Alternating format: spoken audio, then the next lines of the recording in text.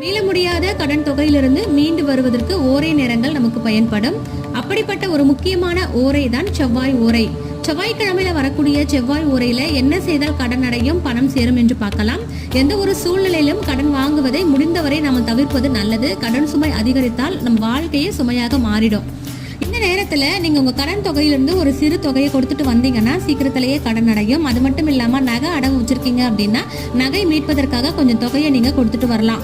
அதே போல் வெள்ளை நிற தாளிலும் நீங்க கொஞ்சம் அமௌண்ட்டை போட்டுட்டே வரலாம். இதே போல முடிஞ்ச பொழுதெல்லாம் செவ்வாய்க்கிழமையில வரக்கூடிய ஒரே நேரத்துல கொஞ்சம் கொஞ்சமா கடனை இதே முறையில கொடுத்துட்டு வாங்க. சீக்கிரமா எல்லா கடனுமே அடையும். அதே சமயம் பணம் உங்களுக்கு ஈட்டக்கூடிய வகையில செவ்வாய் பகவான் உங்களுக்கு நிச்சயமாக வழிகாட்டுவார்.